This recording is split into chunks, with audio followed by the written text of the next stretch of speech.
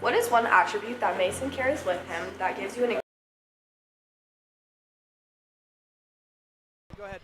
Welcome back in, everybody. Golden Eagle Broadcast Network on a new link, our fourth link of the night. Fourth time's the charm. We're clearly dealing with some technical issues tonight. It is senior night, so clearly we've been more focused on our senior celebrations, obviously, and the tech is not wanting to cooperate with us. But Hunter Vickers, we will celebrate you, Hunter, between the third quarter and the fourth quarter. Hunter, as we go back to Ian McHenry and Jackson Gibbs, any final words, Hunter? Just want to say, hopefully we win by 60 this time. Amazing. I love that. Hunter, congratulations on a special senior night. Let's hand it back to Ian McHenry and Jackson Gibbs on the call. Welcome back here on the Golden Eagle Broadcast Network. I'm Ian McHenry. Alongside me is Jackson Gibbs. We are back in the booth. Wonderful halftime there from Mr. Marcy and Hunter Vickers. Man, you gotta love Hunter. He's just a dog. That's just a dog right there. Every time you need like a good friend, he's just there. Exactly. He's a dog. We love Hunter.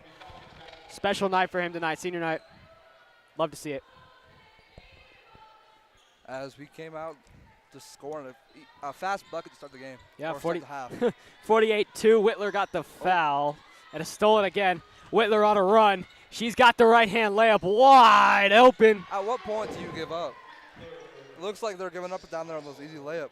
Yep, Zoe Whitler with the lay, making it 50-2. I keep wanting to say 20. And Keep giving them too much. Keep giving them too much credit. 7 minutes to go in the third. Shot is good by Skyline. Makes it 50-4. I think they heard us there on that bucket. I said I'll give them 5. Yeah, I do agree. Gardner, put back good by Kaylee Gardner. That's just a basic, just big, just drop step, dropping, opening your hips, just getting them on your backside, just easy layup. Exactly. Here comes Skyline. Moving it around the perimeter. Lost it. Out of bounds. Frederick ball. Just stumbled in there. Couldn't get the ball up in time. Whitler brings it up the floor for Frederick. Trying to survey and find the opening. Salisbury. Howard. Out to Salisbury. She takes the three. Not even close on that one. Whitler finds Howard. Down low, Gardner once again. Using the height. Just takes the contact there. You can see her footwork. She's taking that pivot foot, moving back and forth, finding what's open. Finally finding a slither of room, trying to put it up, and drawing the foul. Exactly. Need volunteers hours, want to help our community, then you should join Key Club, an international organization dedicated to service. Join us after school the 2nd and 4th Monday of each month in room E118. Garner to the line. No good. 52-4. Taken away by Howard. Howard brings it down. Down low, Zoe Whitler. Well, I was saying, same play as earlier, just driving down, waiting until the last moment to pass it, passing it, just getting an easy layup. Yeah, that was like it. That was that exact play that we talked about a lot, but in motion, more of a movement factor piece there. Gallegos on the steal. Left goes Gardner, walking right through, but too much on it. Was expecting maybe a little bit more contact going up. She just saw the opening, got that ball right there. Oh, my God. Gallegos trying her little OBJ impression there. Looking like Travis Hunter out there. I like that one. Heisman Trophy winner. True Heisman. Aston Genty fumbled twice. Unbearable. Yeah, I agree. You can't be fumbling if you want to win the Heisman. I know. Come on. She almost had her nice little one-hand steal there by Gallegos. She had a one-handed tip away, and then got the ball. Got ball back. Close enough. I give it to her. Yeah. Basically the same thing. Whitler finds Salisbury in the corner. Down low, dump Gardner. Outside. Down low, Whitler wide open, lost it, but Gallegos found it. It was a rolling pass. It was a bowling pass. Three by Zoe Whitler off that time. Gardner fighting again. Got an open shot look. Howard. Hop, step, drive. Try to go down low. Got it tipped. Gardner using the strength on the baseline. Yeah, calling it on the floor. But no, she's just using her height just to power through. Just using her feet to seal the defender on her backside just to get the easy layup. Defender tries to go over her back, and then she ends up drawing the foul. Exactly. Guy goes on the perimeter. Kicks it over Salisbury. Salisbury. Howard 3, no good. Whitler fights up top, no good on the rebound. You can see just Whitler, seeing those two defenders, she just wedge herself into there just to at least get a chance of getting the ball. Travel called by Skyline. Another turnover. Costly turnover. As we have a big substitution, as we like to call it platooning, just now putting 5 in, taking 5 out. Yeah, a whole floor sub. Yep. Get some of the younger, less experienced players in there. Get them more varsity. Get them some varsity minutes, varsity points. Like varsity looks just, even though this team's like not as good as us, they're still a varsity team. They are they're very high level at this level of basketball still. They might not show, but they're still putting in the hours, putting in the work. To get to where we are. Out in the corner, Hansen stops, tries to find Stone, takes the foul. You know, I say, to be the best, you got to play the best. You know, you can't just play a bunch of bums and be like the best team. Yeah, you gotta play. You gotta beat some good teams to qualify yourself. You know how they say like iron sharpens iron. You can't just be like trying to hit against a piece of wood. Yeah. The wood's gonna destroy itself. Wood doesn't sharpen iron. Iron cuts the wood. Yep. Rivera, 3 is good. Just layering it on. Emma Rivera again. That was a deeper look too. Not an easy shot there. I mean, you're up by so much. Just try to find your range. Yeah, let it fly. Yep. Skyline working it on the perimeter, trying to find somewhere down low, off the knee and out of bounds. You know, also you can just let her, because we've had control of the boards. I feel like we've got most of the boards. So, you know, just knowing that your team will get down there, get the board no matter what. Yeah, they're doing a good job at that. Yep. Rivera. After her big 3 there, Torres finds Stone in the corner. Stone back to Rivera. Wanted to find the open pass, couldn't. Hansen back to Rivera. I think she was going to pull that one if she got that one. It looked, nobody was there, like coming, just getting into her form. You know, a little 1-2 step, just getting into the form, flowing it, just one motion, just bringing it up, releasing it, and just letting it fly. Yeah, just a reminder that our broadcast is brought to you in part by United Power. At United Power, we are proud partners of the Golden Eagle Broadcast Network and are proud to power local sports and local schools. United Power, your local Touchstone Energy Cooperative. Makes the first one, Hansen. Second one, good. You know, Frederick, we're keeping our foot on the gas. Not letting up at all. Not letting up at all, you know. Not even close. Letting these other schools know that we mean business. We're here. We're ready to go. As we get ready for, in the future, we have Meade next week. So it's going to be a big game. We're at Meade. Going into Meade. Last year, we were able to beat them. At home. We were there. We called that one. That was a fun one. That was a close game. Yeah, it was pretty close, but we're going to want to keep this momentum going and just move it on to the next week. Thompson. Take it away. Outside, Stone, 3. No good, off the back iron. Hustling is Thompson. It's going to go Skyline way. Thompson took a tumble. We've been playing pretty good for Frederick basketball, but there's still some things to work on, you know. We haven't been hitting a lot of free throws, so. A lot of few open looks, too. But. I think it's mostly becoming like you get the open look and you're rushing the shot. Yep. Take your time. Play the game. Stay in your flow. Exactly. Don't have to get into a forcing shot situation. And I think I've seen that a lot of the Skyline tonight. Because they're trying to put points up, but they're just forcing it, leading to like bad shot takes, just turnovers. Yep. Yeah, it's not. Since we have this big lead, we should just take our time, find the open shot, move the ball around.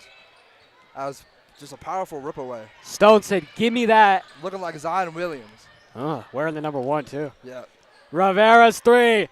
is off that time. It was off, but I'm telling you, took it, got her step in, just got in her flow, didn't rush it at all. In the corner, Hansen's three. Not too much in the weight room on that Yep. three. Somebody moved the rim. Don't know what Hey, happened there. low-key put it on a little roller cart system, and then I think someone on the bench should control it. Yeah, they're trying to stop us, you know. They couldn't really stop us, you know. We're putting up 50, 60 points on them, so. Almost. Up by 55 right now. As it looks like we're still in the zone. We're just we'll let them have the ball outside because they're not really shooting deep. Yeah, And we're holding the inside so they can't get easy layups or easy floaters. yeah. I mean, I don't think I've seen Skyline take a shot that wasn't really a mid-range or a layup. It's been all in the inside the perimeter. I think we like studied that, you know, watching film, just knowing that they don't really shoot a lot, so you want to Keep them outside. keep Don't them let outside, them in. let them shoot. It's like putting a lock on your house. You don't want someone coming into your house. Mhm. You got to build your protection. Don't allow anything in. You can let some people just stand outside, you know. They're Yeah, not gonna stand do in the anything. yard. They're not going to do nothing. Floater no good. Rebounded by Skyline. Blocked that time Blocked twice. by Stone. She said 1-2. Here's Rivera slowing it down. Got to take it away. Here comes Torres putting the pressure on. Shot is no good. Hustle play by Torres. Looked like instead of just going through the layup, she ended up hitting a jump shot, giving us time to get back on defense. And Torres, after the hustle play, 3-point no good. Rebounded by Hansen. Drops the Shows you floater. just Getting into that paint, crashing the boards after every shot, getting you just open shots. As there was nobody around her on that shot. Here comes Skyline on the perimeter. Yeah, I like to think of the perimeter right now for Frederick. She comes in too hard on the shot. She's going to the line. Looks like Micah tipped that off the backboard a little bit. I think she might have got it on the backside, but I think they're calling a blocking foul on Emma. Just, Yeah. yep. She was just down there. Her feet were moving. She wasn't set. And it's just going to cause her you Yep. know, into a bad situation. Yeah.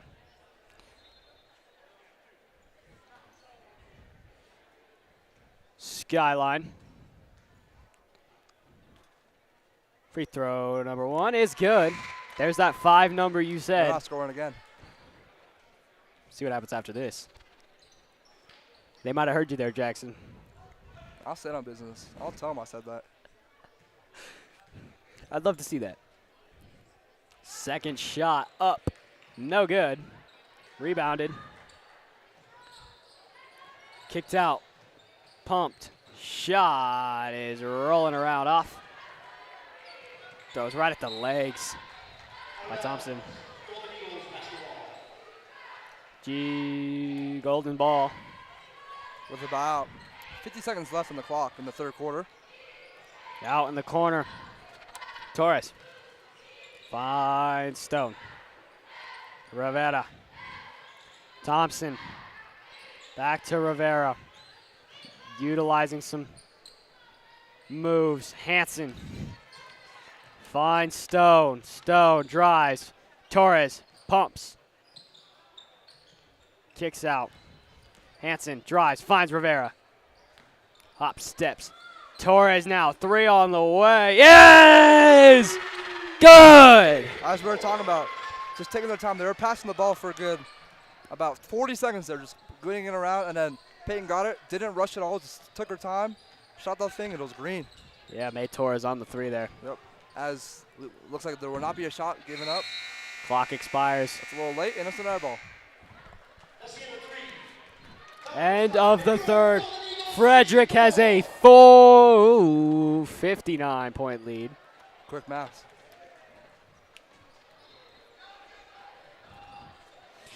The 2024 Frederick High School yearbook staff is excited to capture the memories and moments of the 2024-25 school year. Please make sure that your FHS memories last forever by purchasing a 2025 yearbook. Prices will increase throughout the year, so buy your yearbook now. Jackson, 3 quarters down. What does Frederick got to do going into the fourth quarter to close it out? Just slow it down, you know. We already have massive lead. So, you know, you just want to slow it down, just control the ball. And just, you can also use this time to get, as you were talking about, getting the younger players in, getting some minutes, just so they can see the varsity floor. Just so if we have any like bigger, closer games, we'll have, they'll be ready. And like you're talking about those big games, Yep. the starters are going to get tired. So, having these moments now, kind of releases, the stress and tension of if a closer game were to come down the line and you have to, sub your starters out for 2 minutes or so. Those guys are ready to go. Here comes Frederick. Strojan. As we know the other Strojan very well, JJ. As he has a 3-point record at Frederick right now. 3-point and Points. most points in a single game. That was an electric game. We were here calling that game. Me and Zoe Whitler on the call for that game. Very fun game. Yep. As it looks like we have new players in. Yeah, it looks like some JV swingers checking in the game here for the fourth. Strojan lost it off the pass. Skyline coming down with some speed. Stops high, arcing shot. I said 7 first, but then I said 5. I think your words were, I don't think they're going to score 7 again, but I could be wrong. Run it back. Where's the replay at? Yeah, Mason, where's that replay at? Step it in, Strojan 3. Fouled. Taking the 3 shots to the line. Trying to fulfill her brother's footsteps there. It is a running clock. We are up by, I think, 57 points. I think 40 points is where the running clock Finally starts to get put in there. Just like football. We put a bunch of we put a bunch of schools in running clock in football. We did. We're running that clock up. As the clock did stop, so I mean, not sure. They might occasionally switch it. But just all around good game for Frederick so far. Yeah, I agree. It's been, a lot of offensive, heavy pressure defensive basketball for Frederick tonight. As it looks like we're coming out of the press. Looks like we're running man right now. Yeah, we're starting to, I think, slow it down. Let these, younger players come into the game and start understanding more, press defense. That makes sense. As you can hear the bench energy. It's always good to have bench energy, That can make or break the game. Doesn't matter if you're in a 50-point game or a 3-point game. Your bench morale has to be up, and if you have that, that's just team chemistry. That brings your whole team together. Yep. And just like when you're a close game, it can help the most too, just giving you over that hump, Just bringing you back into the game. Timeout. Skyline, as they have scored again. They have scored pretty much almost as many points in this quarter as they had all game. That's true. That is a true fact you just said. They have been playing good, but again, it is some JV girls out there, But still a varsity team like we talked about earlier. Still a varsity team, they're not. It's not like they're letting up all these points. They've let up 7 points? Yeah, exactly. I mean, it's still, you're going to have to fight for the win. It's not given to you. Nothing is given at all in any sport. Yeah, just having these JV girls, they're coming out here just to prove themselves, I am a varsity athlete. I'm here to play. Yep. They're ready to this step team, up. Yep. Next year's going to be heat. We're losing a lot of seniors next year. So these are, the future of Frederick basketball right here. 4 out of our 5 starters tonight were seniors. So it's going to kind of suck to see those guys and gals leave. Speaking of seniors, senior night tonight for you. How you feeling? Good. I don't know. First senior night for GEBN. We'll see how it goes. Yeah, I mean, don't know what the rest are doing right now. Huddling together. But yeah, a few honoring our 5 seniors here tonight. We got through a few of the senior videos. Yep. There at halftime. But it has been, an honor calling some of these games with you. Yep. Wouldn't call a girls game without somebody else, Best duo in GEBN. Absolutely. Inbound. Taken by Torres. Torres halts herself. This is where they're going to start trying to, utilize running that clock. Just moving the ball, just finding open shots. Yeah, exactly. Like we have all the time, we have all the score, we have all the points. No reason to force anything. 3 on the way. Airball that time. It was a long 2. Her feet were on the line. Wow. So that's why it didn't go in. She was shooting like it was a 3, but she was shooting a 2. So miscalculations, The brain math wasn't there. Yeah. There's Strojan. Finding Torres. Torres. Drives. Contact. Shot up and good. As you can see, the bench going insanely crazy for that bucket. Absolutely. Could have been called a foul, but I think the refs are just gonna let them play it through, get the game over with.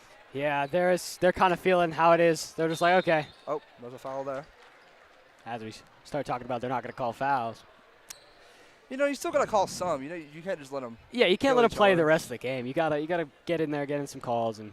I know, but probably just gonna let them play more aggressively. Physical. Yeah, physical. Just allowing. Yeah. the game's basically over already. Just letting them try to finish this game as fast as possible. 58-point lead. Frederick's 2 away from being up 60 here at home, hosting the 1-7 Skyline Falcons.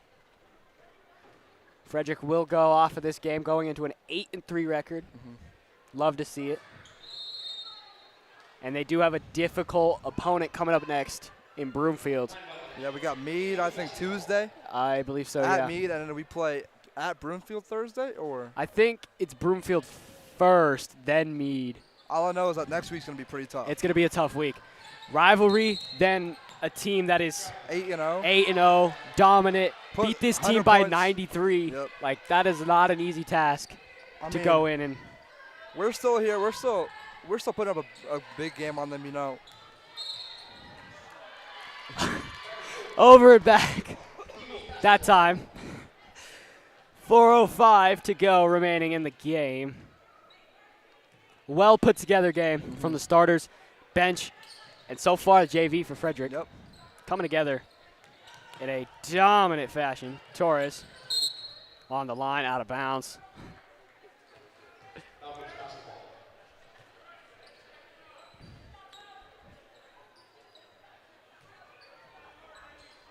Inbound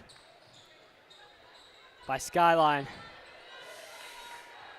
Down low, shot up, and no good. Rolls off the top. Foul is called.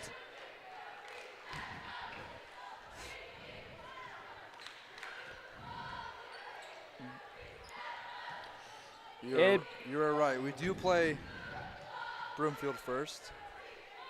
Let me see. Let me find it. Where is this? Broomfield's going to be a rough one, I think. But this team has a lot of grit, a lot of grind. They're going to be able to, I think, come away with that one if they fight hard enough. We're going on a 2-game road trip. Yep. We're staying here, but we'll be away. We got Broomfield 114, which I think is Monday. Yeah, I believe so. That will be that Monday. And then we have 3 days later, we got Meade. So 17th, yeah. I think that's a Thursday. Yeah, Thursday. That's going to be a fun one. That one will be on the Golden Eagle Broadcast Network. We will travel to Meade to bring you guys this game. We will be at Meade. It will be you and Carly. I believe so, yeah. Me and Carly on the call there. And then Carly and Zoe running the boys. Zoe just... She does it all. Yeah, playing, and then she just goes, gets changed, wait for the boys' games, runs up here and just calls the boys' game. Yeah, she does a remarkable job at, doing a lot. Yes, which we're going to miss her when we graduate. When I graduate, just us as the junior class and lower, she's had a big impact on. As she is the top dog in GBN. She is the top dog in GBN. Not only just her, but all these seniors here for Frederick, for the Golden Eagle Broadcast Network, have brought so much.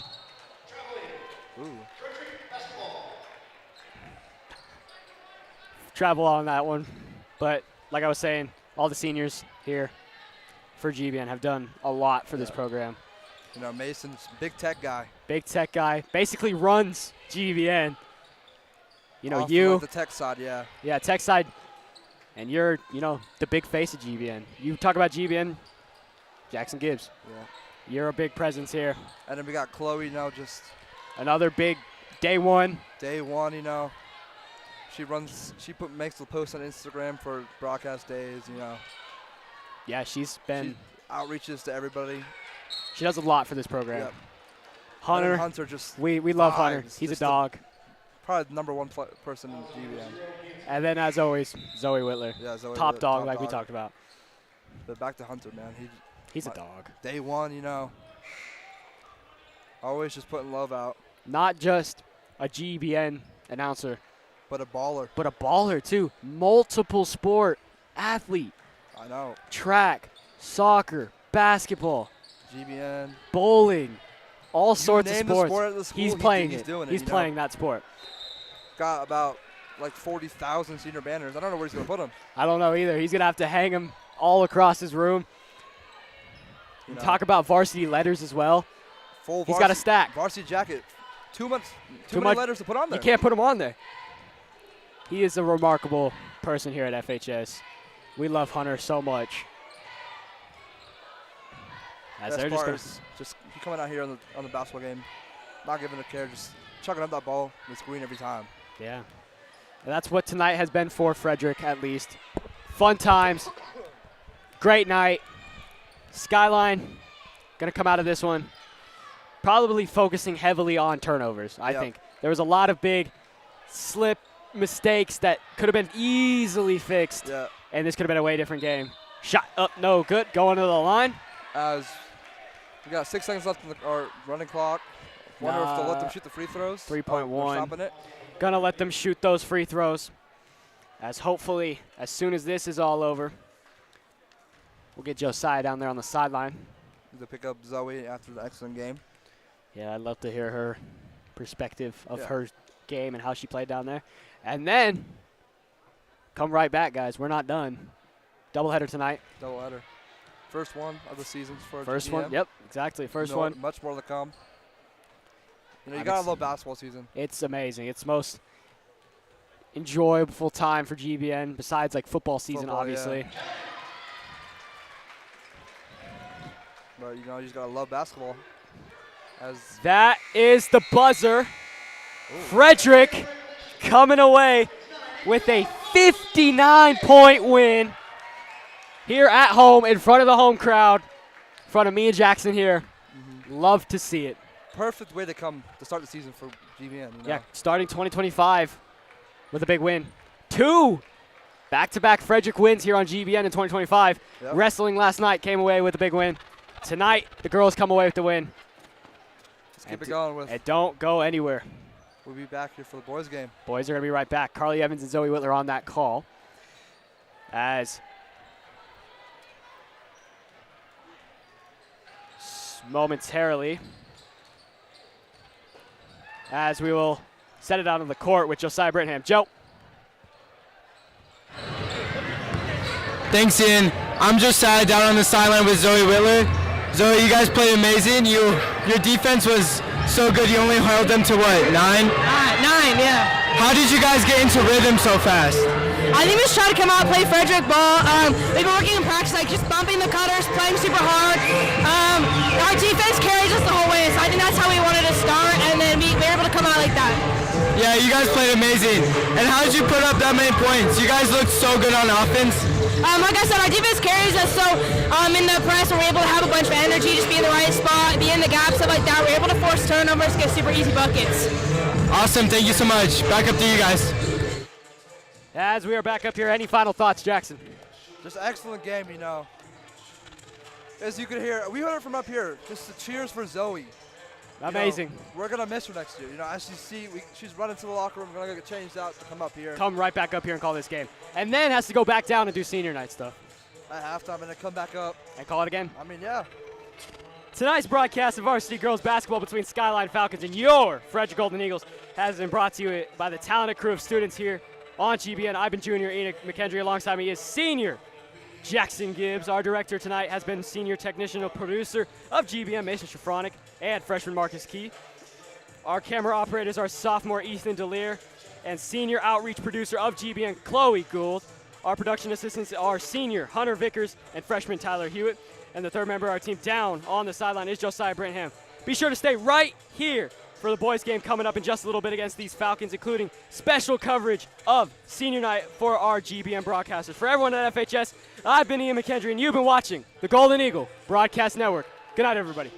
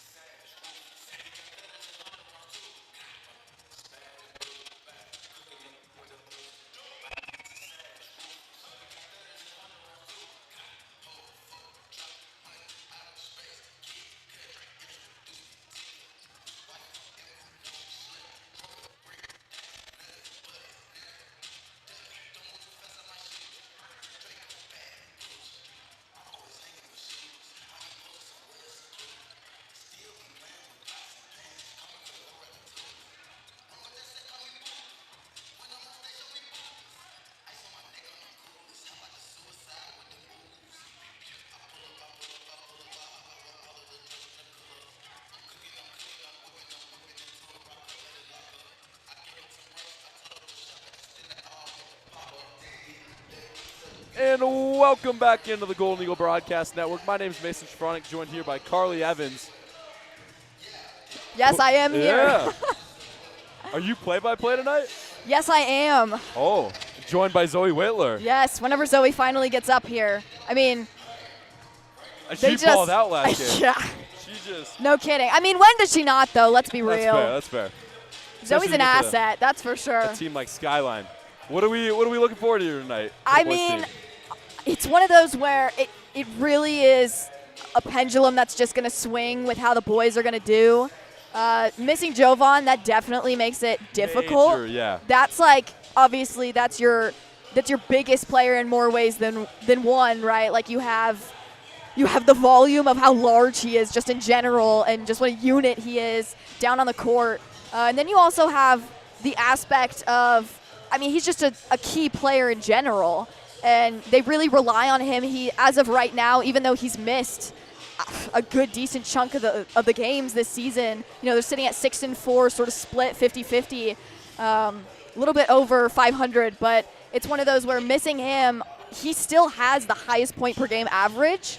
So it's like, what does that say about your other players? That means they really have to step it up, because if you haven't beaten that point per game average, and Jovan has missed how many games in the season? Exactly. You really got to step it up. How are the guys going to fill his role? Yep, and it's big shoes to fill, literally. Major shoes, yeah. Major Huge shoes to fill. So it's definitely, I don't know, honestly. This one could be a draw. It just depends on how Frederick boys play. I mean, Skyline, you know, you're looking at a decent team, right? I mean, it's one of those where, yeah, Skyline can hold their own, but it just comes down to, I think, Frederick's mental capacity to really sort of regain the momentum that they had maybe at the beginning of the season, or that they sort of thought they had in the beginning of the season, right? And they sort of held that mentality, and it's been sort of off and on, but they really just have to hold true to the fact that they can play just as well with or without Jovan. I agree. And the boys started really hot, 5 straight, and then it's just been a drop. It's just been a drop, yeah. So can the boys bounce back tonight and start that streak again? I have faith. I have faith in our team. You know, I think this is a good week to do it. Exactly. This is where the team turns up and they start climbing the ranks again. Exactly. And I mean, even though, you know, you're on a streak of maybe, you know, you're not having the hottest game, whatever the case may be, I mean, it's really just a mental game more than anything. And, you know, one of your major things right now is you want to minimize your fouling too. And as I know that's been a problem whenever it comes to like your mental game and how much you can withstand. One of the biggest things is your capacity to be able to understand the game in the moment and not let emotions get in the way. And that's hard to do whenever you have a key player out. You know, you're just barely sneaking past 500 on the season. You want to go for big goals, as with any sport. And so it's one of those where it just depends on how they handle the scenarios in this game and what's thrown at them. I'd agree. Keeping the emotions in check is a huge part, especially in youth sports like high school. Emotions can run high and they can really flow into the game. If the guys can control themselves and keep playing ball like they know how to, they should be coming out victorious. Exactly. One thing, Skyline will be wearing red tonight for their boys varsity. Their girls varsity was wearing black. Got it. Their boys JV wore white. And then I'm pretty sure we saw boys C team in some hideous, I mean, disgusting bright yellow. Bright yellow. Mustard. It was jersey and short, bright yellow. See, that's not how you ball out, is you show up in the mustard jerseys. He was on the far side of the court, and he was a spotlight. You could see him from a mile away. You lost at C. Put that outfit on. That is pretty bad. I mean, at least Frederick has the consistency of we have good jerseys. I mean, I saw the girls. They were wearing They were in the pinks. They were the pinks, which I was like, that's new. Yeah. That's new. That's cool. It's a cool touch for the team. Exactly. I mean, it's a different color scheme than I think people are used to. I had people in the crowd, even while I was walking back and forth, there were a few of them that were like, where's this? Where's the regular colors? Like, where's the blue and gold? But I was like, you know, mix it up a little bit. We were watching, as we were setting up tonight, we were watching the JV team, boys JV team, and they definitely ran over Skyline. That game went sideways early. I mean, if Skyline is, if their boys team, their varsity team is anything like how the girls team was against our team, I mean, we pretty much we might know the have outcome. them hook, line, Yeah. and sinker. That's a pretty easy win right there. Now, they are 4-4, so kind of like Frederick. I mean, you're split pretty much down the middle. Yeah. But, I mean, it's one of those where you never know. Every week you got to act like it's a clean slate. And Oh, you agree, can't, 100%. You can't Especially focus in high on. school, Mhm. like, teams can swing one way. You can be the best team in the world, and then bad bus ride here, and it's And I completely mean, different that's team. with any sport. I mean, you think about how Oregon was #1 and got absolutely decimated by Ohio State. And for those of you who are wondering, unfortunately, yes, Texas is behind still by a touchdown. They have possession, though. We'll see what Quinn Ewers can do little almost a minute and a half to go. until half. We were talking before. You're a Texas fan. I am a Texas fan, born and raised in Texas, so. Is Texas winning the Natty this year? I mean, if my mother is watching, she would want me to say yes. I have faith in them. I don't know how far that faith will extend if they can't score a touchdown right now. So, I mean, we're almost through the first half of the game, and they're getting shut out. all right. I haven't watched much of it because I've been up here, but Ewers just has to step it up. And, I mean, you have Manning, too, that you could just throw that's in true. the game. They got the dual quarterback. Ewers is in the game currently. We got 3rd and 10. We've switched sports completely. We were just commentating the other one. We're down to 2 minutes, 15 seconds to go in the boys' warm-up. Zoe, I'm sure Where is Zoe? will be Probably up here partying eventually. pregame or postgame, Paul. We apologize for the technical difficulties so far. Yes, I heard, think although we're I on just our 4th showed up. stream. Yeah, I heard there were 4 streams. But hopefully, She's been a fingers rough crossed. night. Yeah, so far we're good right now. Yeah, fingers crossed this portion of our stream will be a little bit smoother.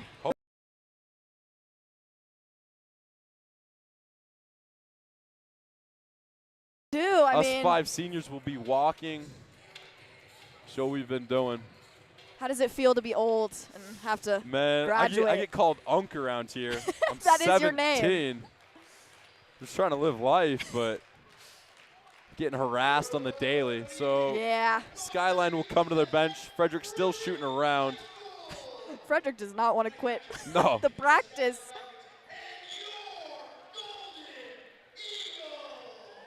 Well, we hopefully. Oh, there's Zoe. Still we see in Zoe. her- Zoe's her still in uniform. the uniform. Is she gonna call the game in her uniform? I mean, come on, you have to at that rate. I even think she switched into her normal jersey. I don't even think she's got her pink jersey on.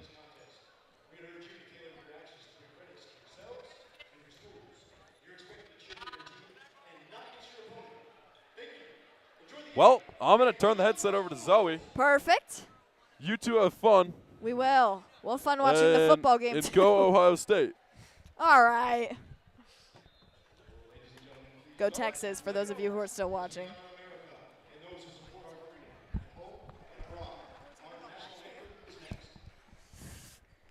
Ladies and gentlemen, the one, the only Zoe Whitler has now joined us as we are going to do the national anthem and then come back to y'all.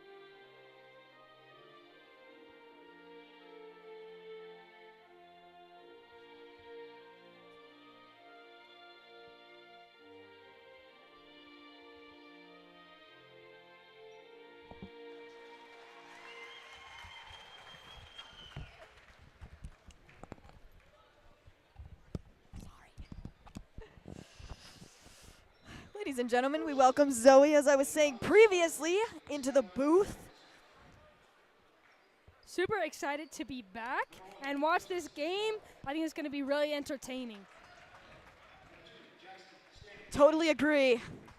As me and Mason were kind of getting the conversation going beforehand, and we sort of talked a little bit about how, Skyline sitting 4-4, you're split 50-50 on the season. And Frederick, you have a little bit more of an advantage, right? You're tacked above 500, which is good.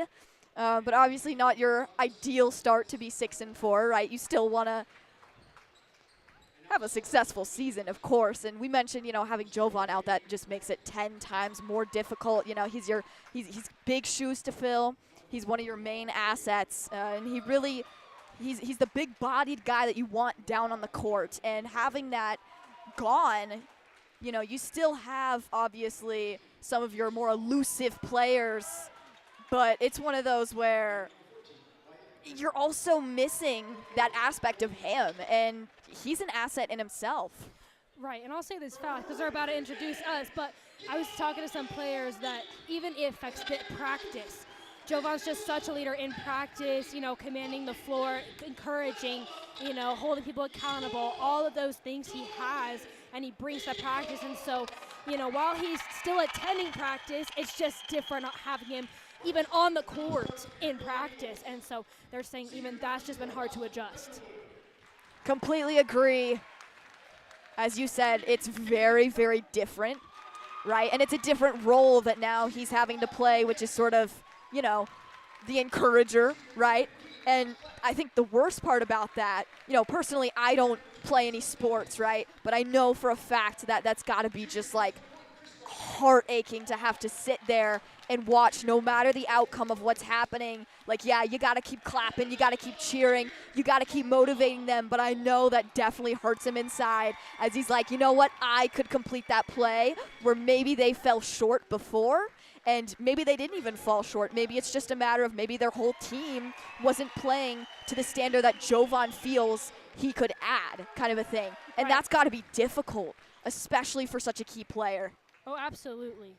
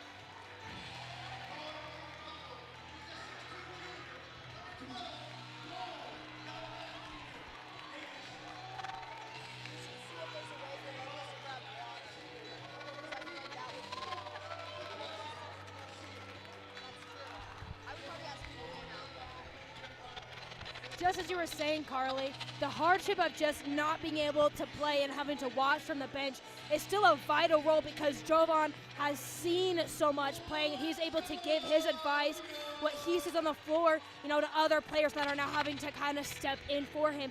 However, it is hard to watch something and go, I could have contributed if I was in. I could help my team here. Exactly. And with an ACL injury, he's not out 3 months. He's not out 6 months. He's out a year or close to. And so I think the mentality is just so hard to overcome. You're dealing with this is my senior year. You're dealing with, I was just getting started, and he was averaging like 15 to 20 points a game. He had a college coach come in the next day to practice. He's trying to finish out recruiting, and all of these things just go into it.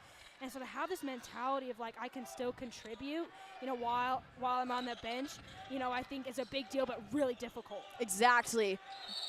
Burton getting tag team to the corner.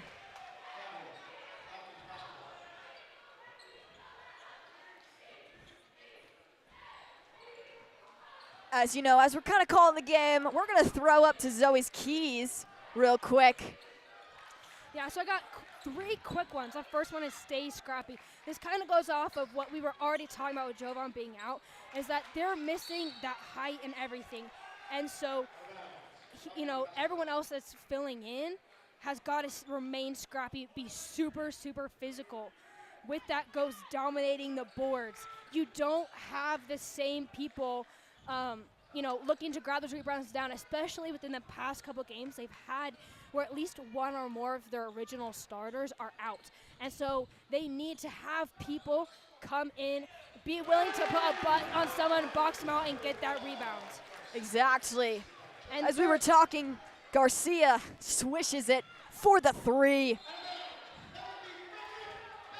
And my last key is they got to push the ball in transition. I was talking to Caleb Whitler, and he was just saying that they need to make sure they can get the ball out early in order to put pressure on the defense, look for mismatches and an advantage like a 2v1, anything like that that can help Frederick get early points and easy points.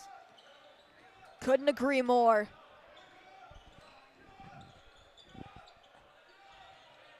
As Burton, once again, finding himself in the corner, finds Garcia. Swaps it underneath to Dante Lechuga, the one and only. As Lechuga able to come up with 2, letting Frederick tack up 5 total on the board over Skyline's impending 0. Hoping to change that as that rebounds, and Davis able to snag it. Finds Burton once again. Burton trying to do what he does best, those corner shots.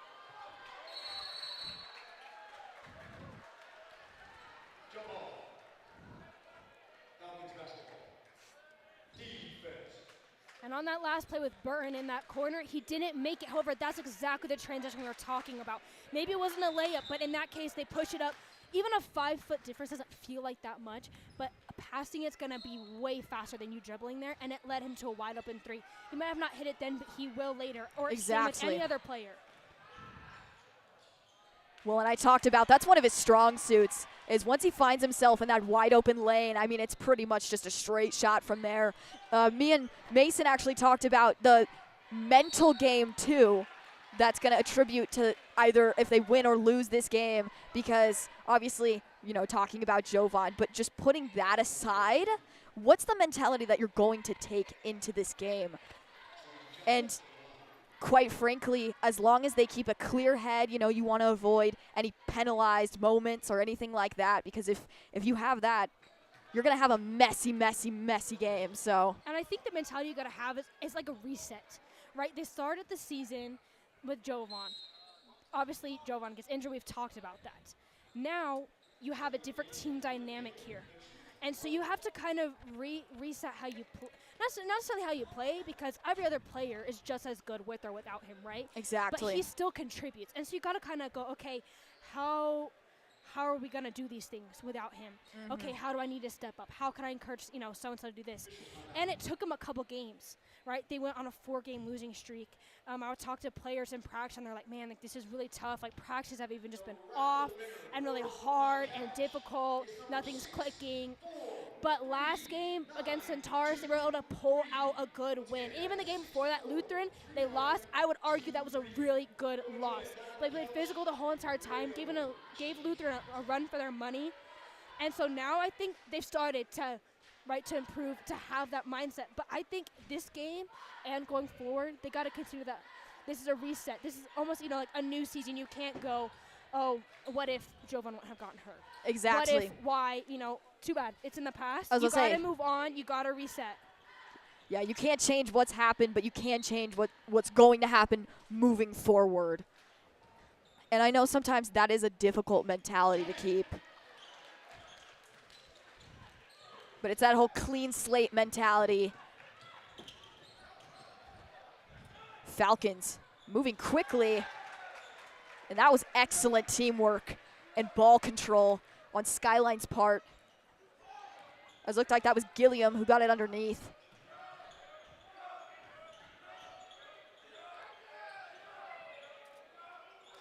Davis taking the shot. Finds Martin back in the corner. Burton shifting. Finds Davis. Dumps it underneath to Justice. Justice finds Martin. And Martin's ball gets intercepted. Skyline doing a really good job of just putting pressure on Frederick. Frederick's trying to look. Caden, you saw there, looking to drive. Skyline took it away. They had a good gap that kind of we call it hedging, which means like you take about a half step, you show yourself saying, if you continue, I'm stepping over in the help and you're not getting a drive. And so he cut off the drive with Caden's and the others right before, and then they denied, right? Taking away just everything that Frederick had, all their options, kind of leaving them in a what do I do panic. And they were able to get down here on the other side with a foul. I mean, as much as I hate to say it, and yes, I'm not rooting for Skyline, of course. We're slightly biased here. But I do have to say that that was a well-timed interception by Wright. As Lechuga will dump it to Davis. Davis back to Lechuga. Two of them working cohesively. Lechuga goes up. That'll be Gilliam, who snags the rebound right under Davis's nose. Swan shifting around Davis, who finds it underneath to McCray. And Frederick able to regain the ball back, playing that physical thing that you mentioned earlier, right? You want to play physical. Obviously, you don't want to get penalized for it, but if you're playing a good physical game where you know you're not going to get penalized and you're playing by the rules of the game, that's a good ball game. Exactly. And, you know, putting pressure, playing physical doesn't always mean maybe you intercept a pass. It could just mean you speed him up so fast that you have a shot. Exactly right there. Dante sped back on defense, didn't foul him, didn't even get the block, right? But he sped him up so he missed a layup. You want to put that pressure on them. That's the defense you need. Exactly. As a few misses here, back and forth on the court. As Martin, Justice, nobody down there. Nice little flop from Justice. Able to sell the contact a little bit on that one. Just a tad. It's always my favorite to see like NFL or basketball players flop. It's always the funniest thing. Like sometimes you see those big linemen playing football and you see them flop down. And it works though. I think actually I was I mean on that the players that can sell the contact really well is impressive. Yes. And so frustrating to play against. Oh, I'm sure. As a player, you're like, no, I didn't touch you. Right, which, I mean, part of it is, like, you've got to be able to sell fouls. Exactly. You know, and there's, I mean, we've talked about this before. There's a fine line between I'm selling a foul and I'm flopping. Yes. But some people can sell a foul really, really well.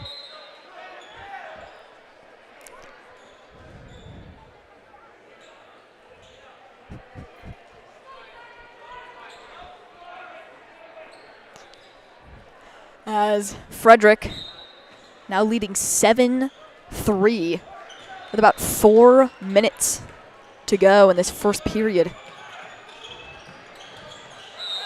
As it looks like some fresh blood down on the court, as that's a new member, Martinez Hernandez, number 23 for Skyline. It's just shark bait for Frederick though, so. Burton gonna pass it in to Justice. Skyline playing excellent defense right now.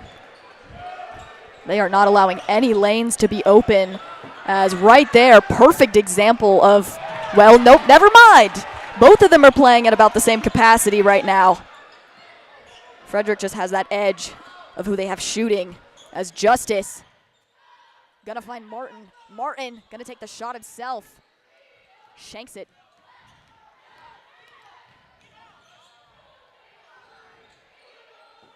As that was Swan to Rickman. Went back to Hernandez, who's back to Swan. Swan able to get it up, but that will be a travel call. Good defense by Dante, keeping his hands up. The only thing that I would say he has to watch out for is that body. You know, sometimes refs, if you hold your ground, and you get hit, and then you stumble, they're going to call a body, saying the offense now essentially took your ground, right? You were able to hold it. However, if, you know, my thing that I would say, again, like I said, he has to look out for is just don't stumble.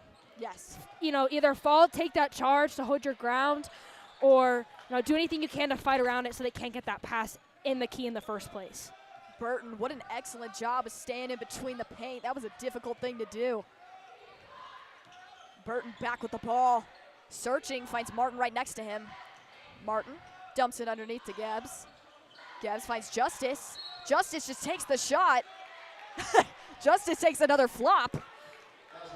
A little bit, but I think that one, for example, is the difference between a flop and selling the foul. So a little bit more justified. I saw his legs get taken out. So you saw the maybe contact. laying down completely on the floor is not exactly part of the foul, right? But falling down, is. Yes. His legs did get taken out. And you're kind of trying to show the ref, like, hey. I got to be able to land.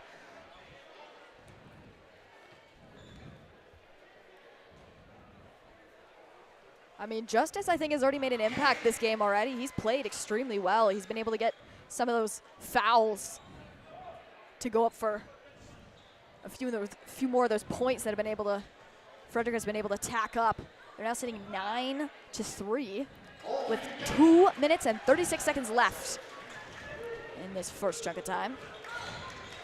As Hernandez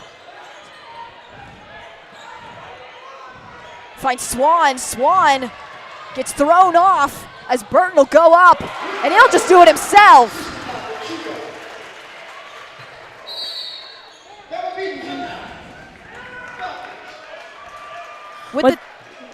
Within this first quarter, one thing that I've noticed is that Frederick, no matter if they are able to score or if it's a turnover, they're all hustling back on defense.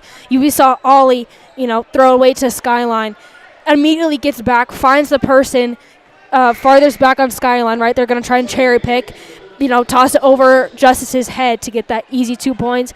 Nope, Ollie was not going to let that happen. He immediately found him, denied it, and was able to get the steal back. And I've seen that from a lot of Frederick players so far, that no matter what happens on the offensive side, they're getting back on defense. I was about to say, they're not letting anything offensively defeat their defensive mentality. Even here, this is a great example. How are you going to respond? How are you going to respond on offense? And then on defense, more importantly, how are you going to not allow Skyline to score again and gain momentum? Exactly, and the response is so important. One thing that we even talked about in our practice last week was, how long does it take you to shoot? 2 seconds, maybe, a second, 2, 3 at most. And if you let one bad shot defeat your momentum, you have a bad response to it, you take yourself out for the whole game. Put that in perspective. That's 3 seconds out of 32 minutes. Mm-hmm. And all of a sudden you're letting that affect you. So as you mentioned, a positive response to a mistake to a good play is important. A little bit of contact with Gebs, and looked like that might have been number 14 on that last sort of drive. That was Rickman going up against Gebs, and a little bit of shoving. So the two of them not necessarily getting along. I think Gebs was looking for a call. Hernandez, a little bit of footwork, getting shifty as he goes up overhead Garcia. I can't even be mad. That was impressive. As Garcia, ball almost gets swatted. Martin dumps it right underneath.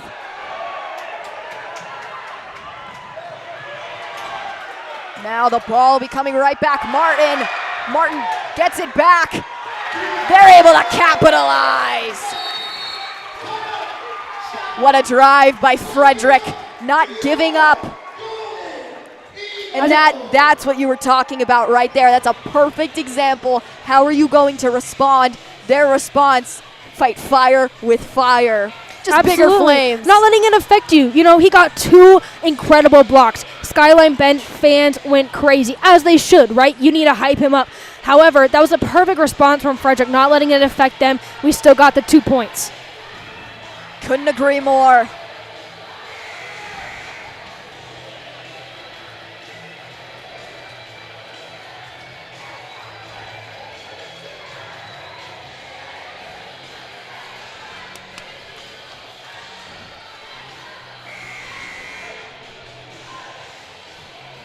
Jumping back into the action. Frederick now leading 14-6.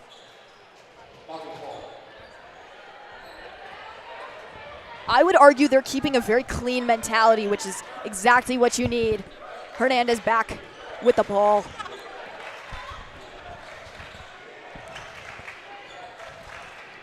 Hernandez back underneath from Swan. Hernandez. Burton trying to hold his hands up, saying he was an innocent man.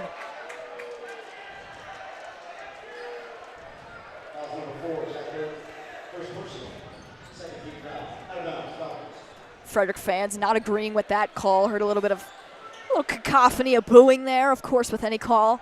Sometimes you won't agree with the refs, but the refs are the refs. Don't argue with them. As Swan, a little bit of trickery as he goes back to find Hernandez.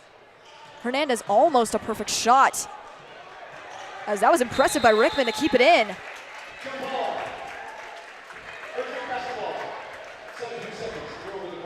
And for those of you who are multitasking and watching the Texas game, or trying to as well, OSU is up 14, Texas 7.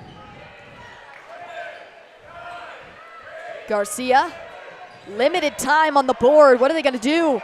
Finds Clapp. Clapp airballs it. Geb's trying to make use of the limited time that they had. So nothing much there towards the end, but I still think it was impressive to see what they played defensively, right? I mean, they went from occasionally scoring, right, with Skyline. I mean, they were driving and driving back, and Frederick, I felt like it was almost difficult for them to stop them in the beginning. Like, they were trying to regain their footing almost, it felt like. And I think they've played extremely well these past few minutes.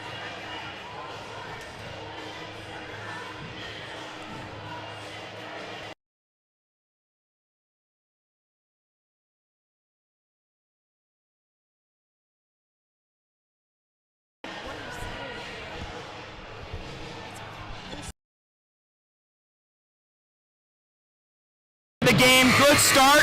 Rowdy crowd energy is great. Skyline is traveling across the court good, but is still having troubles effectively scoring. Impact player Joe Vaughn is out, so we'll see how that affects the game later on. But so far, it's going well. Back to you, Carly.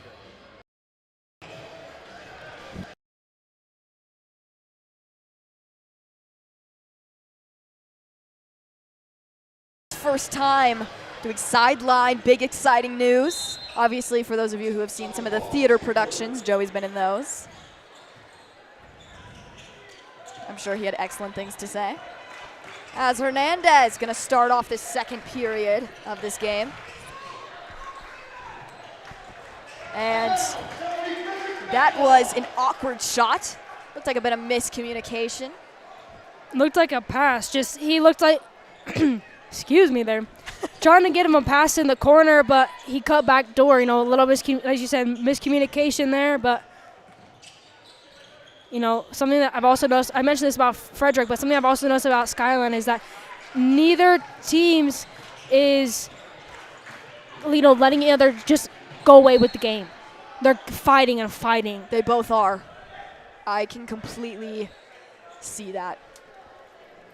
That's a good word to use, too, fighting. Neither one of them are kind of giving up, right? It's like whenever you watch those Rock'em Sock'em robots, and, like, none of the heads will pop up, but both of them are still punching, and that's pretty much what this game is sitting at right now. I know it's still early on. Rickman finds Swan. Swan, great defense by Frederick. Finds Hernandez. Hernandez being guarded by Clapp. Clapp getting pushed and shoved. As Hernandez will chuck a shot up.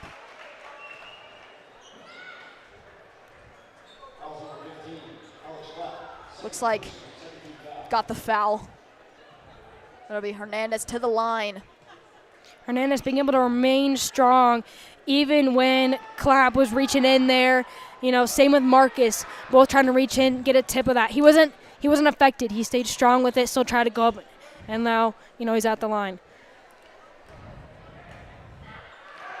And that's one of those tricky things, right, where as a defense, obviously, we talked about playing physical, but you also have to know that limitation when to back off because you can get penalized for it. Absolutely, and there's the, you know, you have 5 fouls in a game. Obviously, you don't want to get 5. That means you're fouled out. However, I would say 3 fouls is kind of your aim. Exactly. You know, it doesn't mean you had a bad game if you don't get to 3 fouls, but I think, you know, first of all, you shouldn't end with 0 fouls. That means you're not being physical enough. If you haven't had a foul all game, you should be a little bit more physical, right? other way around. If you pick up a quick one, you got to back off. Okay, maybe these refs are calling it a little bit tighter. But I would say 3 is kind of like your golden little place, right? You have wiggle room, before 5, but you're also kind of, it means you're being physical enough to give the opponent a hard time on offense. Exactly. Skyline's coach getting a little uptight on the sideline. It makes sense as a coach. Obviously, you don't want to give them any points. But, you did say, obviously, you do want to play physical.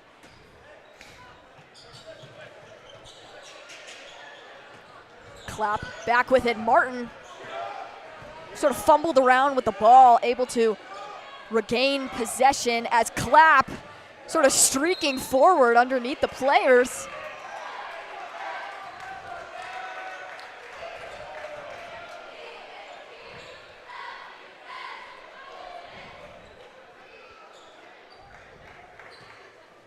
As now 16-7. Hernandez got nervous that they called it on him. He already has, he at least has 1. I think he might have 2, and so, that's. I think he was called earlier, so if you have 2 already, and you're right, that goes back to what we were just talking about. That'd be 3 already. I would be nervous too. But, for him, thankfully that was not called on him. You could tell that he got was a little McCray. antsy. Yeah, he looked at Coach like, Coach, I don't know what to do, I'm trying, my hands are straight, whatever it is. But definitely got a little nervous. Excellent footwork from Gilliam, who finds Rickman. Rickman finds Swan. Looked like a travel, perhaps. There's now some sub-ins. Looks like Lechuga's coming back. So is Justice. Obviously, we've heard that name Justice a few times before on Varsity.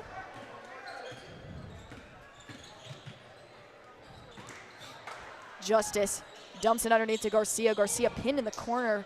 Finds the other Garcia. That was just beautiful offense right there. Justice first read that Skyline was overplaying, hit it with a quick backdoor. Then he didn't force it. The shot wasn't there. They were able to rotate, but kicks it out, swings it around. They're able to find Davis being practically wide open there in the middle of the key.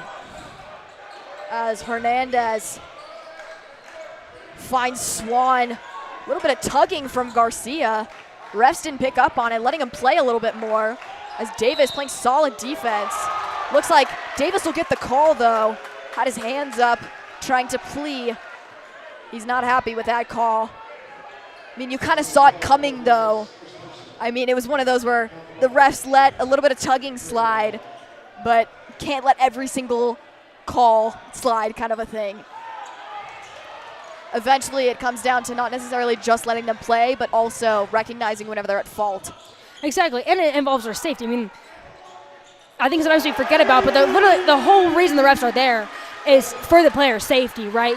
To keep the players in line with what's allowed and what's not allowed. And so, as a ref, everyone's got to kind of make their own eye judgment of, is that allowed, is that not? Not only just because, of a basic foul, but because if you don't, it'll get so physical, the player's safety is actually in jeopardy. Exactly. Frederick now leading 22-11. They're double the points Skyline has tacked up on the board. And trying to make it more here. As Garcia will go to the line. That is McCray's second. So you mentioned being cautious with some of those fouls. Right, and as a player, if I was in his spot, I'd kind of be in the middle. I'm not going to back off completely. You only have 2. However, you still have about 5 minutes left in the half. You can't pick up another one. Exactly, so just cautious playing from here on out. Exactly. As point no good. Deep ball down the court, getting double teamed. Don't know how he got that off.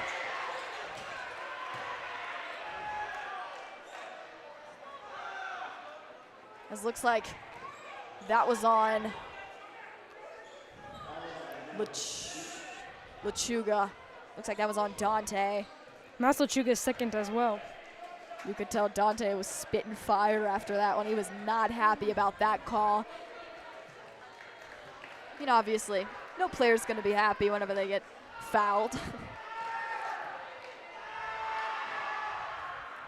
Rickman, first shot, good. I think those calls are hard too because, you know, in that situation, they're both going for a ball. So you got to, you know, use your judgment. Is that just, you know, a loose ball where they're, you know, it's kind of just evenly between them. They're both going for it and you hit each other and you go, that's not a foul because, you know, they both had an even advantage? Or do you, and they did in that case, call foul on Lechuga and say, you know, Skyline had the position there, right? They had that ground. And so in that case, that's a foul in order to protect player safety, as we talked about earlier. Now, speaking as a player, Zoe, can coaches be fouled, sort of like in other sports, can coaches be fouled for entering the court of play, I guess, whenever it's going on? Because, I mean, I keep seeing the Skyline coach sort of encroaching on the space that they're playing in. Can he get penalized for that? This is just, like, a good reminder, I think. Can he? Yes, he can. That's the short answer. The longer answer to that, how far, and that just depends on the refs. Some refs are super stickler about, you know, stay within their little coach's box. And that's not really quite much past the bench itself. And hardly, if anything, on the floor. Some refs don't mind if you have a step, you know, on it or two if it's on the opposite side of the floor. Obviously, if it's on your side and you're on the court, now you're in the way. Yes. And so, short answer, yes, you can be penalized. How far on the court you can get, you know, getting away without anything, it just really depends. Got it. As Wright was able to tack on another three for Skyline. Kind of a nasty three-pointer. I think that's probably the exact momentum that Skyline needed, at least. Frederick, I mean, you're still leading by 10, but I mean, that lead can swing just like that. And Frederick's come out slow in the third quarter in the past couple of games where Centaurus, right? I mentioned that Tuesday they played them. They had a 15-point lead. Centaurus able to bring that back to 8. Now, that's not a crazy run. However, you can't get comfortable. Still a difference, yeah. Frederick's been dealing with this. They get up, then they let the opponent come back. And so, yes, they're up, 13 now. You can't get comfortable, though. You have to keep your foot on the gas. Exactly. And I wouldn't necessarily call it laziness to let them get back up. I think it's just, I mean, it's close to like maybe slippage or like maybe a little lackadaisical with how you're playing, right? You're playing a little, So I think that is a good reminder going into the third soon, eventually, after half. Obviously, we mentioned earlier during half, we're going to have senior night celebrations. As Zoe does herself a little dance up here. Just goes to show the celebration is in the air. Yeah, it's definitely very weird, I mean, you hear seniors talking about it before you, but I think you're in it, and sometimes it hits, and sometimes it really doesn't, You're a student here still. Everything feels the same in a lot of ways, but there's some stuff that definitely starts to be like, oh, I'm a senior, I'm graduating. Senior night, easy example. Another one, you're having to prep college scholarships or applications or stuff like that, and, but, yeah, senior night at halftime, kind of crazy. It is. I'm sure it's so weird. The audience is still stuck with me for another year, so whether they like it or not. It's a privilege. Likewise. As Swan, a little bit of nasty footwork against Martin as he dumps it underneath to Rickman. Rickman getting physical with Justice.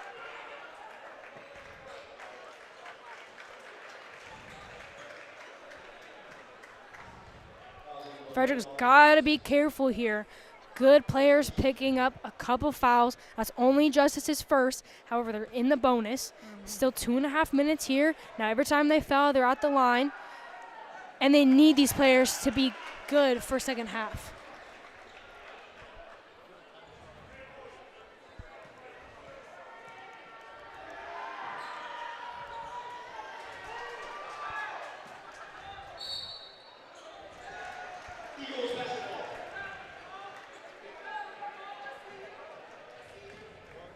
As Garcia to Justice.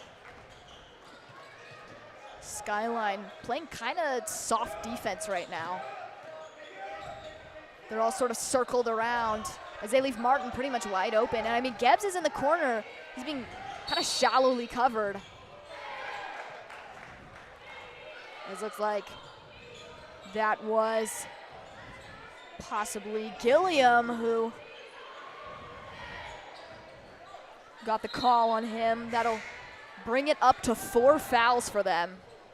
As you mentioned, that 5 is a dangerous fine line.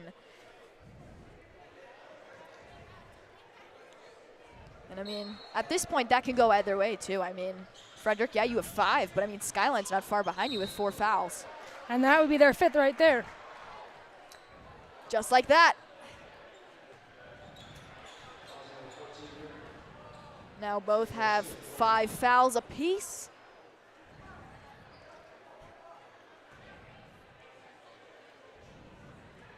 Garcia.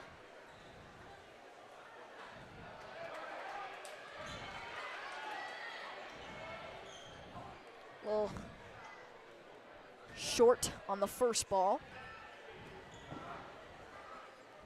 Still got a gap of 12 now, 12 points. As this will be Hernandez hoping to retaliate against the points that Frederick has been able to tack up on the board. As Wright looked like he tried to catch it midair, slipped through his hand. Hernandez getting double teamed. Swan looking, no space for him to go anywhere, creeping. As just a bad slip up. Not your ideal. Wright able to recover the ball, finds Swan. Finds McCray. McCray, I think, has definitely had an impact in the game. He's one of those tall players. I've seen him snag a few of those rebounds. And, I mean, we talked about Aldana beforehand as Zoe will be heading down. Y'all are just stuck with me as Gebs goes up, falls to the floor. Hernandez just doing it himself as somehow he's able to go the whole length of the court and score much needed points for Skyline. This game closer than it was just breaths ago. Justice gonna take the shot. Martin snagging the rebound.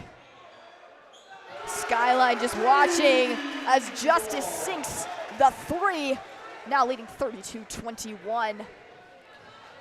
So, I mean, they're sitting around that same, Skyline is sitting around that same deficit still, as McCray talked just moments before about what an important player he is, but he has been right on the mark with those 3s tonight. Whether or not Frederick likes it, that's a fact that they have to accept.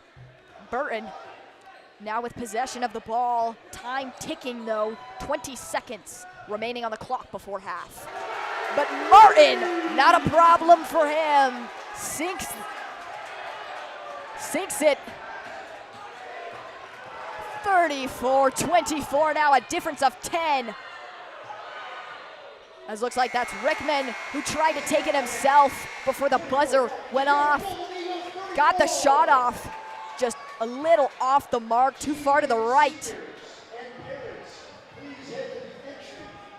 As it is the well-awaited time for these seniors tonight.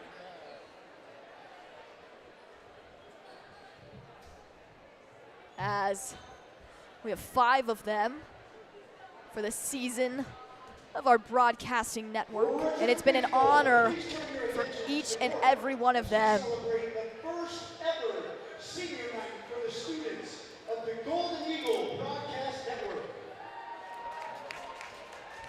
Starting in their freshman year, this class shaped, grew, and developed GEBN into the award-winning broadcast program it is today. Join us in celebrating. And now each 5 of these will be honored. Class of 2025.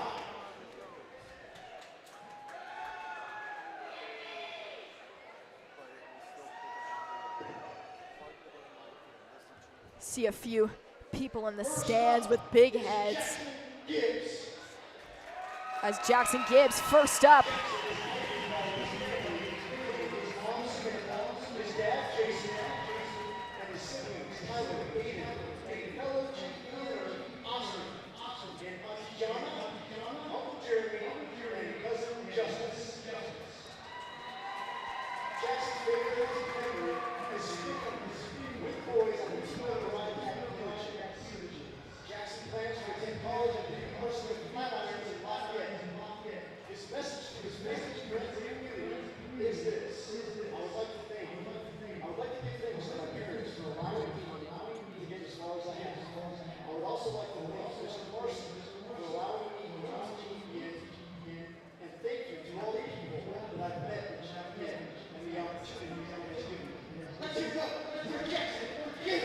Round of applause for Jackson Gibbs, as he's got a plethora of his family members out there tonight.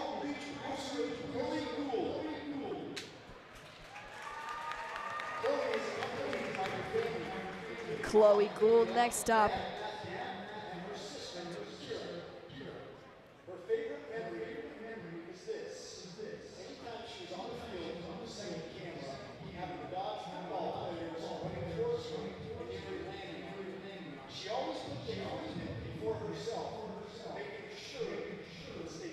Chloe's been such an important asset, and it's great to see her honored.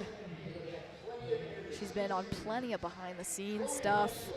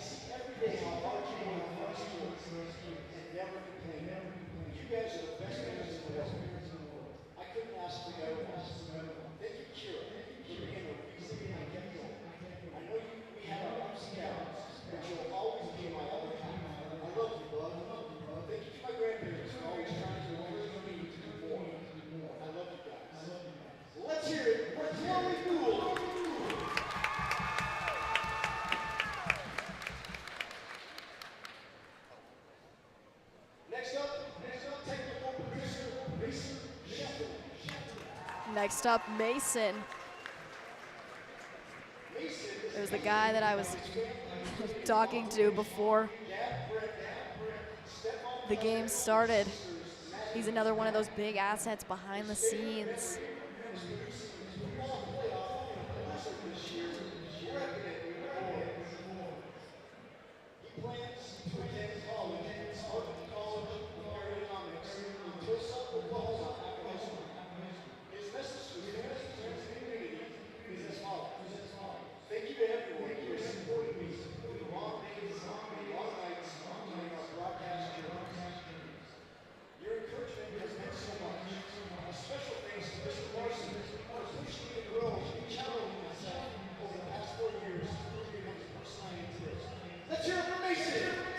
Round of applause from Mason. Next up, Hunter Vickers. Hunter Vickers. What a great guy he is. It's been an honor to work with Hunter throughout these past semesters.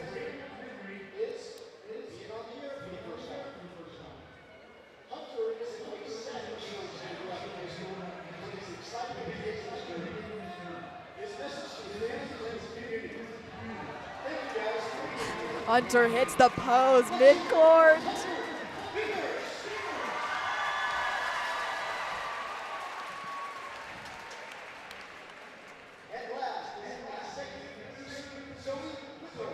And Zoe Whitler, the one and the only, the one that I've had the privilege and honor to work with. Zoe, if you listen to this back, I'm proud of you. I'm proud of how far you've gone. I'm proud of you in your basketball career, and I know you're going to do great things.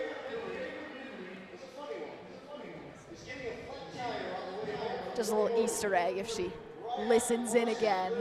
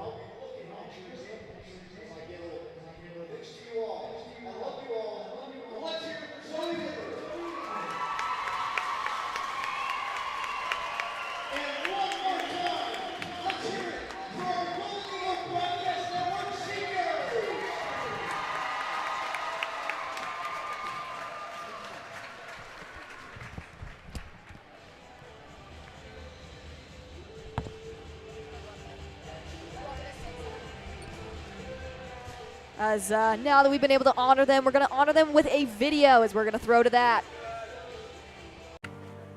What is one attribute that Zoe has that gives you an encouraging spirit? Maybe her happiness. She's always like happy, I don't know, to do something for me or for others, I guess. If you could express one heartfelt message to her, what would it be? I don't know, I'm just gonna miss you, I guess. When you go to college and go kill it.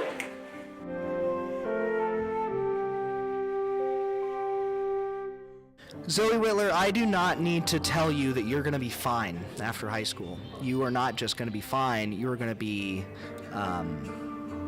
you're going to do amazing things. And I am one of a chorus of people here at Frederick who will say that. You have been a leader, you have been a remarkable mentor for our students in the program, and as our executive producer, you have been a key part of every decision that we've made this year and in past. Incredible things. You're gonna have an amazing basketball career in college. You're gonna go on and live a life full of purpose and mission and service. And I have been genuinely lucky to have been your teacher and to have been able to work with you here at Frederick. A lot of people along your journey have gotten little pieces of you, and you have done so much that they've been able to see different parts of who you are. Thank you for letting me work with you and alongside you as we've built this thing. It has been really one of the honors of my professional life. Zoe, I am so proud of the godly woman you are. You lead others with compassion and conviction. You're firm in your faith, strong in character, gentle in speech, and you love everyone. Girl, I love you. I'm so proud of you. Getting to watch you grow up has just been one of the greatest joys of my life. You are thoughtful and kind, compassionate, dedicated, and you're so much fun. And you're also my movie buddy. We love you so much and are just so proud.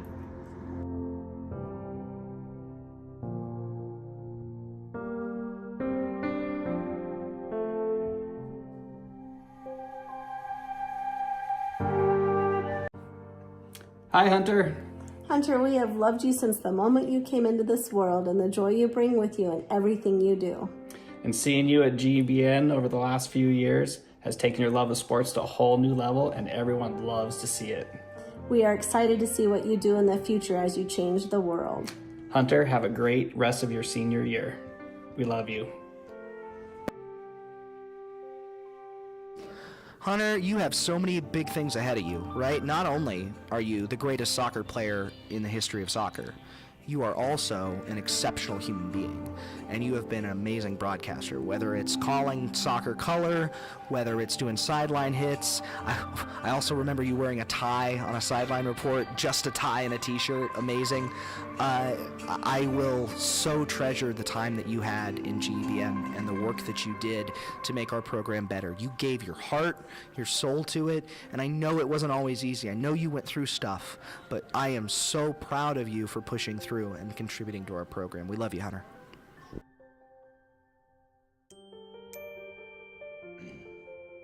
2-0. As Mead loses again, Hunter Vickers with the shot. Oh! Dead Eagles! Hunter Vickers! 2-1 Frederick!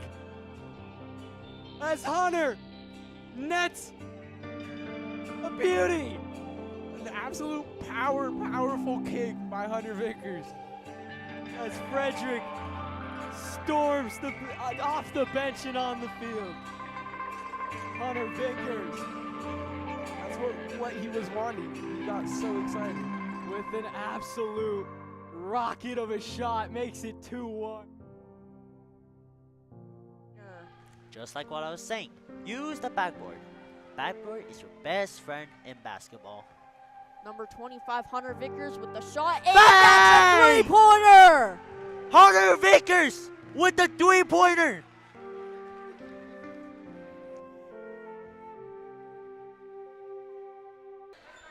Welcome back, everybody, to the Golden Eagle Broadcast Network. My name is Carly Evans. Alongside with me is the one, the only Zoe Whitler.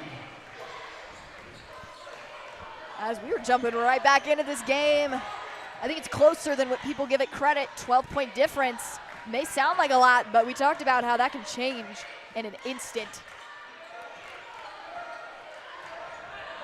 McCray trying to go underneath.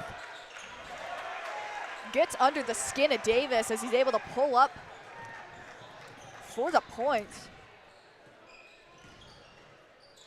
Lechuga, little dump off underneath. Would have been cool if the two of them got that to work. As Burton, taking it himself right now, finds Lechuga in the corner. Lechuga searching. Gets it over the head of Swan to Davis. Davis finds Garcia. Burton hits the spin move and gets the points. Burton sacrificed his body for the points, as now Frederick 38 over Skyline's 26. Definitely a bigger lead there. Frederick able to come out, get some easy points. Still going to extend this lead. Burton with that rebound in transition to Davis. Davis back to Burton, who skips it to Lechuga for the three, and it's good. Lechuga once again showing up and showing out with the three. 41-26 now. That lead just extending. Garcia able to snag the rebound. Garcia finds Burton in the corner. Burton was completely alone. I guess Skyline didn't see him. Burton grabs his own pass. Gets it to Garcia. Garcia a little off the mark, a little too far. As finds Rickman. Rickman bobbled the ball and doesn't get the points. Garcia finds Burton once again. They have left Burton way too wide open in that corner. They are letting him basically have it. And Burton's taking advantage of it. He's been driving to the middle, getting people to collapse, and if they don't, he's going to make them pay.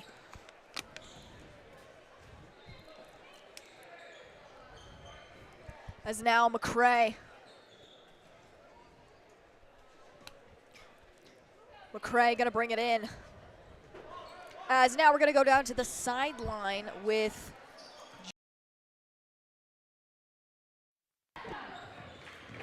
Moments ago, you just saw GEBN finish its inaugural GEBN Senior Night. It was a massive success celebrating those who started in the program. And we're looking forward to Frederick bringing the game home. Right now it's 41-26. Looking like a good game. And hand it back to you, Carly. And we are back. Thank you so much, Joey, for a little bit of audio, switching up the voices. Sinks the three. No surprise there, though. We talked about him. Once he gets warmed up, there's really no stopping him. As Rickman getting bodied by both Davis and Burton. Smart little play. It looked like that was Gilliam who tried to flip it back over the basket, but that'll be Davis who goes up and gets the points. Skyline has got to do something about Burton. You know, he's getting it to them. Too many easy either shots or passes for the assists. They got to figure out a way to stop him. Exactly. As McCray finds Rickman. Rickman was pretty open. Frederick trying to read Skyline. Rickman, he'll finish it off. Frederick's got to box out on that one. Skyline probably had 4 or 5 offensive rebounds. Good on their part to keep going. Eventually able to get the 2, but Frederick's got to box out on that. You got to keep him to 1 shot. All the hard work can't just, be for nothing. Exactly. Couldn't have put it better, as Frederick High School Booster Club carries on the long tradition of supporting the students of this community. The purpose of Booster Club is to provide the funding and manpower for the homecoming tailgate celebration, the after prom party, grants to student groups and clubs, as well as scholarships to graduating seniors. We're always looking for parent volunteers, so if you're interested in becoming involved, we would invite you to reach out through our website, fhsbooster.com, and click on Contact Us or attend our next meeting in the FHS library. If you're wanting to be more involved in the community and have a desire to do something that benefits the students of our community, we'd love to hear from you. Again, please visit our website, fhsbooster.com, and click on Contact Us if you'd like to get involved. We welcome any supporters, not just parents. The FHS Booster Club is a proud partner of the Golden Eagle Broadcast Network. Zoe, genuine question, and I hate to do this while you're eating, of course. Very inconvenient time, but I do have to say, just one question. Fire. How are they going to pretty much prevent Skyline from gaining? Because we talked about that third period, that third quarter time period where they get a little sloppy, maybe a little lazy. Do they keep doing that? They got to keep doing exactly basically keep doing what they're doing. The time when they've been sloppy, knock on wood, has been right after the half. You get a lead, you get comfortable in the halftime. Maybe sit back a little bit in the lead. Sit back a little bit, think we're okay. What you need to do is keep what you're doing right now. Forcing defensive, forcing them to make a turnover, keep that defensive pressure, all that, and then on offense, capitalizing on that. Exactly. That will keep Skyline out of this game. And that's exactly what Frederick, I think, is intending to do. Skyline can't find anyone. Hernandez, that just gets bopped out pretty much immediately.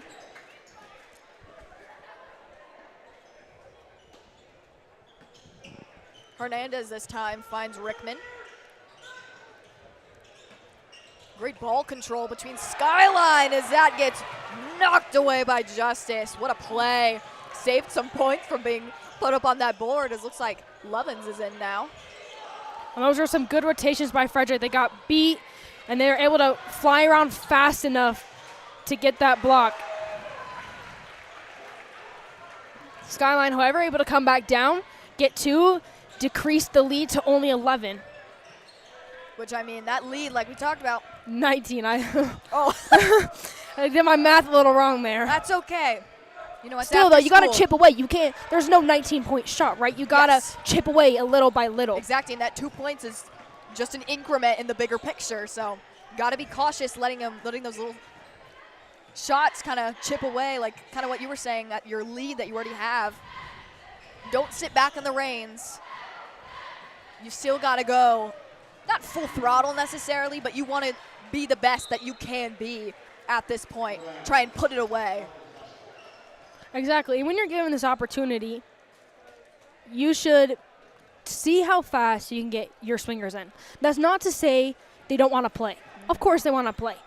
But in my eyes, if you get your swingers in quick, it means you did your job fast. Some games, you're just going to have a close game, and that is, there's nothing wrong with that. There's both 2 good teams. You're going to play the whole entire game.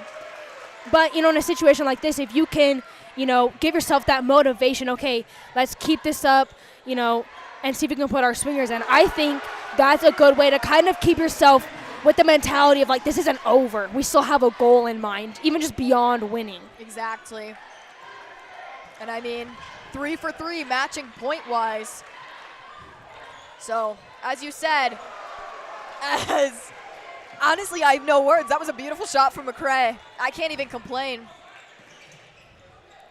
As Lechuga tried to do a little bit of trickery. That will not pay off. Right, way too short. Lovins to Burton. Good defense, but they are tending to leave that corner open, which is interesting as Burton had Lechuga swap from that corner to the other corner. Lovins plays physical. Lovin's able to fight through, as we would call, tree branches, which just means just the arms, right?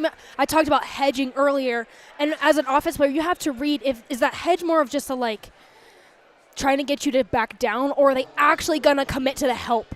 And in that case, Skyline wasn't, and Lovins read that correctly. He only saw their arms there. We call them tree limbs, right? Tree branches, not their body, the tree trunk, and was able to go through them, draw the foul.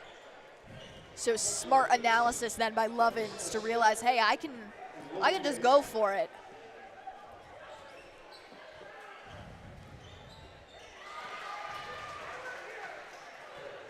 Lovin's able to get that second one to fall.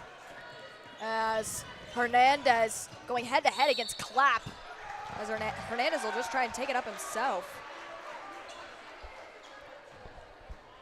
Hernandez right back at Frederick, reading that contact. There wasn't any tree branches, tree trunks there, but they were right beside him. He was able to, we call him bump him.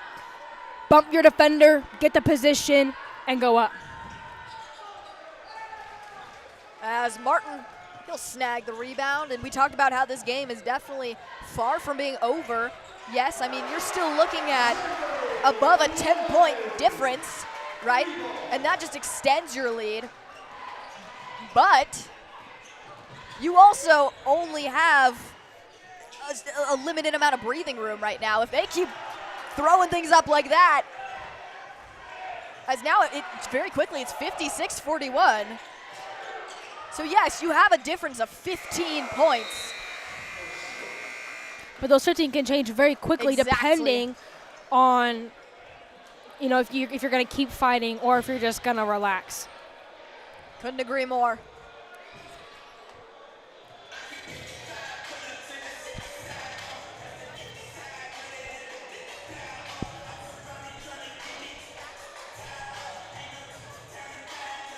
As we will be right back here on the Golden Eagle Broadcast Network.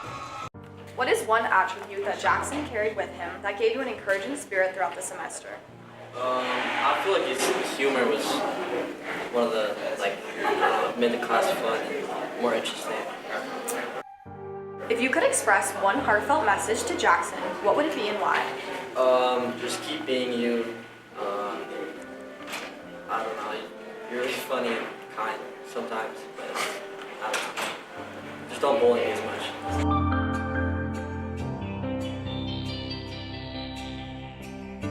The thing about Jackson that's so amazing is it's not a specific memory or moment, it's more of a vibe. Jackson is a vibe. He's got a whole thing built around him and his character that is so pervasive in our whole school culture, in everything that he does, and getting to work with him over these last 4 years has been one of the really great joys of being at Frederick. He is funny and kind and, can be a little off the rails at times, but he's great. And my actual favorite memory is not a GEBN one. It's of him as a freshman when I was a first-year teacher at Frederick and didn't know what I was doing. And he came into my classroom second semester and was just like this ball of fire that I had to try and catch. And I did my best most days, but he made me a better teacher. And working with someone who is that kind of outgoing personality type, just the times that we shared. The CU trip was amazing. Him kind of touring us all around CU and making jokes all the way through, that's going to be something I think about for a long time, for sure. If you could express one heartfelt message to him, what would it be? Jackson, you are a rock star, man. You are so capable of doing anything that you decide is worth your time. And when you set your mind to something, when you engage with the world, that energy, that enthusiasm for life that you bring is so, it's so palpable, and it spreads among the people in your circles. I know that you care deeply about your family, about your community, and I am just so excited to see you carry that forward to your next chapter. I'm going to miss you. I'm going to miss seeing you doing all the amazing things that you do here at Frederick. I'm going to miss you trying to lead a rowdy crowd through, even though there are 12 people there in the rowdy crowd, you're doing your best. And I'm really going to miss you in GEBN. Jackson, I'm going to miss you a lot in GEBN. Your energy, what you bring to the classroom every day, we love it, and we love you.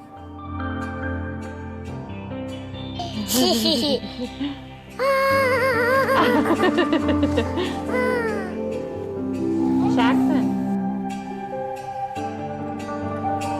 Oh yeah, there you go. Nice.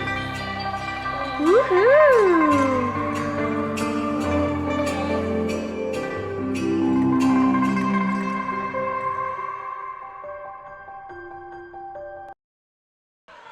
Welcome back, everybody, to the Golden Eagle Broadcast Network. My name is Carly Evans. Alongside with me is the one, the only, Zoe Whitler. We talked about how this deficit can change in a heartbeat. We were looking at a 15-point difference. Now you're looking at a 10-point difference, which is just goes to show how quickly that lead can shift. Frederick had some very good looks down low, just bounced right out. There's a cap on the rim for them. For Skyline, however, they've been getting basically any look they want. Hernandez able to get an and one. Just a bunch of other looks as well along with that, just decrease this lead to only 10 points. And I mean, watching Gilliam and McCray, number 4 and 5, those two are nasty whenever they go up for a three-point. I mean, they've been able to sink quite a few of those, and that's not an easy feat to do. I mean, yeah, granted you have the height that they have, but it's still not an easy thing to do, to go up and just shoot for a three and pretty much walk away expecting to make it. Definitely contributes to the work and the confidence and the mentality that they have. Just, to be able to practice those, to be able to shoot it and go, I'm confident that this is going in, and I have also the confidence if this doesn't, I'm not going to beat myself up about it. Exactly. Looks like Frederick already, if I'm reading this correctly, I believe Frederick has already fouled 4 times, which that's not an ideal start. No, especially considering that 5 fouls is your bonus with an automatic 2 free throws. That is a game changer. That's not dangerous. The one-on-one anymore. Justice wide open in the corner. Little off the mark, a little far to the right on his shot.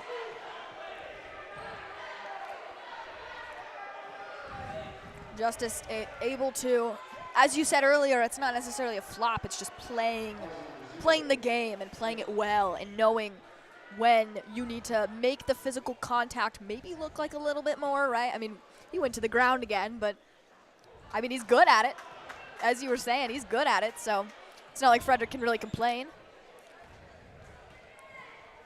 Frederick, they just have to be extremely cautious with 4 fouls already up on the board. And I mean, you're barely a few minutes into this second half. And so that's a dangerous game that you're playing. And with that, it's the fourth quarter now. This is it. You're 5 minutes and 40 seconds on the clock. That's all you have left in the ball game. Excuse me, I was a little off timing-wise. That's like your math earlier. Both of them are comparable, but regardless, I mean, fourth quarter, that's probably whenever you don't need to foul most, because, I mean, that can really sway your game and your last few minutes. If you're able to get those bonus points, just saying, as Burton will take the shot, and the bench goes up fully expecting him to get it. Justice, don't know how he got that ball. He went airborne.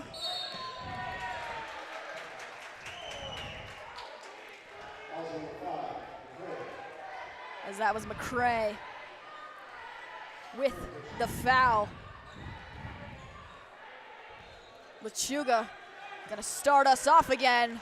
McCray getting physical. Dante Lechuga tiptoes along the sideline right into the arms of the awaiting basket. Using that reach, the underhand reach just perfectly, too far away from the basket, to go right up, at that not quite 90-degree angle, like of a normal shot or a normal layup, but using that, extended arm to kind of reach out and be able to finish that layup.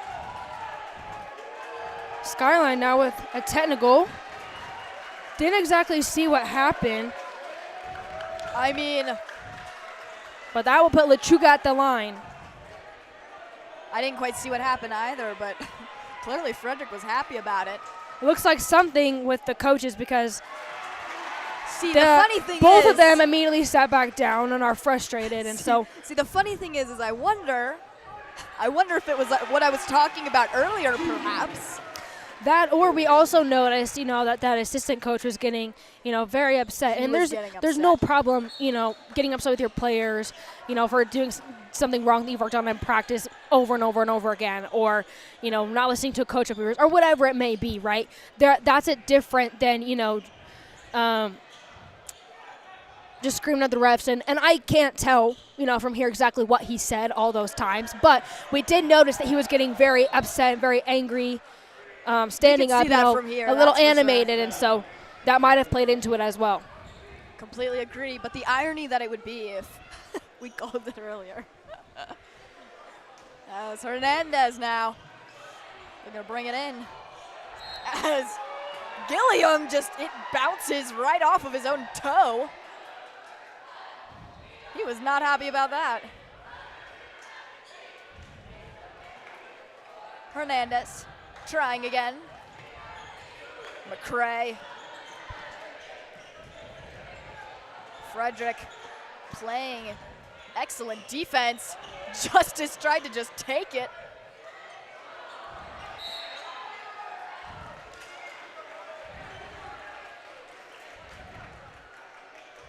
Looks like that'll bring Rickman to the line. And with that, that's Frederick's 5th foul.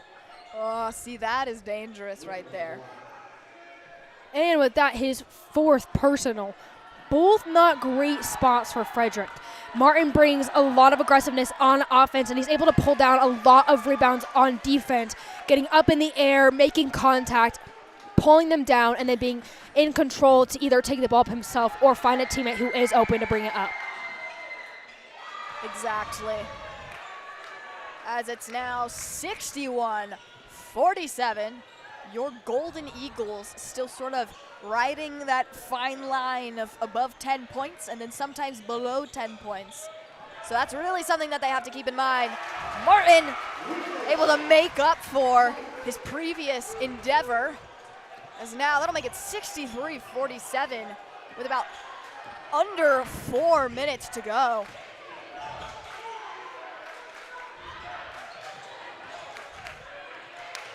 Hernandez, ball gets bobbled. Garcia goes down. And Lechuga somehow in that mess was able to find the rebound. Finds Garcia. Garcia will just take the shot himself. And whole bench went up hoping it would be 3. Turns out to go the other way. Rickman tacking points on the board. 2 more. 63-49 as we're going to go down to an audio hit with Joey Summers. We're starting to see Skyline become a little bit more competitive, but of course we're still seeing that trend that we mentioned earlier. They're really good at traveling across the court, but they're not making effective shots. Energy in the rowdy crowd is great, and of course we got the 2 participants on the couch, a new addition from student council for our Frederick varsity games. It is 63-49 in the last couple of minutes of quarter 4. Let's see if Frederick can bring it home. Thank you. Thank you so much, Joey, for that audio hit. As now, gonna jump right back into this game, and time, you have to be very cognizant if you're Skyline and even Frederick. I mean, both teams have to be time cognizant of what's happening in this game. And obviously, if you're Skyline, you want to think about, well, how am I going to match the competitiveness right now in the scoring of Frederick? We saw them drop multiple threes, like back-to-back. So that's the danger of if you let them have the lane and you let them have the space. If you're Frederick, you don't want to allow them to have that. We've seen them be deadly. And that's something that Frederick can't afford late. Yes, and they both have a different mindset with the clock. As Frederick, you need to look up there and go, there's still 3 minutes in this. You don't need to panic. You know, you still have a lead, but you can't let go of that lead. Skyline, you're the opposite. 3 minutes is still, you know, significant time to do something, but you don't have a lot of time. The clock's running, the clock's ticking. If you want to try and make a comeback, you need to do it soon. And Wright tries for the shot.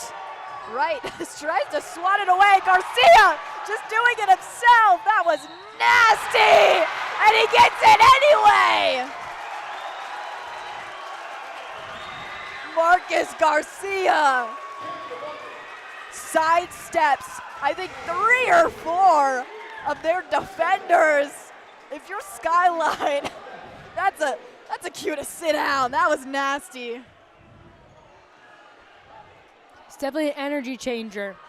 I mean, the whole crowd went berserk. Oh, yeah. I'm sure you can hear it. And Skyline, that's just defeating. Like, you know, he went past 3 defenders. He shouldn't get past, you know, an offensive player good enough is going to get past a defender every now and then. But he or she should not ever get past 2 or 3. And if and when they do, it's really embarrassing and definitely an energy deflator. Completely agree. As Frederick will regain possession of this ball. Zoe, as we're entering sort of that 2-minute warning zone, do they keep the same mentality, right? Don't panic. Hold on to the ball. Do they start to focus maybe more on running down the clock now because you have that lead? You don't want to give them any time, space, or really anything to get those points back? Pretty much. You know, Frederick, they've extended this lead to, you know, almost 20 points, and so they have a pretty comfortable lead with just 2 minutes. You see them starting to put in some of their swingers. You might as well give them the experience. You know, there's no rule against putting your starters back in. You don't want to get to that spot, of course, but if it ever were, you know, the lead started to change, you know, Skyline started to catch back up, you could always put your starters back in. But you see this as Frederick, you know, they're going, okay, we have a comfortable enough lead. There's only 2 minutes left. The chances of Skyline coming back are getting slimmer and slimmer by the second, and so they're going to let their swingers go in. Skyline, you need to, you know, they need to know there's only 2 minutes, but they also can't give up. I think at this point you need to kind of, you hate to say this, but kind of accept the loss, but not give up without a fight. Exactly. I was about to say, if you're Skyline, right, there have been back-to-back plays, especially recently, where it's probably been extremely defeating, right? And I mean, we mentioned that play with Marcus Garcia where he absolutely showed up, showed out, and pummeled their defense to get the ball down to the basket, which is impressive in itself. And he did it all by himself. But like that in the last 3 minutes, this past minute has just been Frederick controlling the ball. And that's what I think Frederick is going to continue to do here as we see some new faces as Del Pitts is now in. Looks like there's another Whittler, huh? As that and Ledgerwood. Austin too. Ledgerwood's in there. I see Ledgerwood, yeah. So you got 3 swingers, 2 starters, and it looks like they'll put 2 of their other swingers back in now. As looks like they're gonna swap in possibly Blondo and Brueggemann, which those 2 I think have had limited varsity time, but I think that's really cool though to get that opportunity. Limited, although Brueggemann had a very big game 2 games ago against Lutheran when 4 out of 5 Frederick's original starters were out for various reasons, and so in order for height, they pulled him up and he was able to start and he got lots of minutes. Which I mean, he's an asset whenever it comes, if you need someone who's tall and he's physical, and that's something that he brings, definitely. I think something that's really cool, you know, from swingers or anybody else is that they have this, you know, I have to prove something, you know? And you can't let that get to you, you know, because you can't start to, you know, be so scared, play scared. But they can come out with this intensity, this tenacity that sometimes your main rotation can lose because they're just, you know, it's another game for them. And for, you know, these people that are getting opportunity that doesn't usually come, this is their shot, you know, this is their time. And so they're like, I'm going to make the most of it. And so when they're in, it can be really impactful in a positive way. Well, and I mean, you mentioned impactful, and I mean, if you think about it for these players who, as you previously said, maybe they don't get a lot of time, right, playing time, either, you know, most of them are obviously sometimes playing JV, swinging up, some of them are just bench, right, for varsity, and like it's one of those where this in itself is an opportunity that when presented is really, really cool for these people who maybe don't get a lot of playing time in these crucial, kind of cool moments. Not saying that at this point, Skyline I don't think is going to come back, as you said, accept defeat. Obviously, don't want to completely cancel them out, right? I mean, you still want to give them maybe a glimmer of hope, but I mean, as with each second that kind of ticks, you're looking at a game that's pretty much impossible for them to come back based off of how prevalent Frederick's defense is right now. Their defense is playing well, and just even how fast you can score. That too. You know, I mean, you've very limited time right now if you're Skyline to even tack up a few threes, right? If you're going to shoot for those threes, yeah, they take time in the air. They take time to get down. They take time to communicate. And I think Hernandez realizes that now.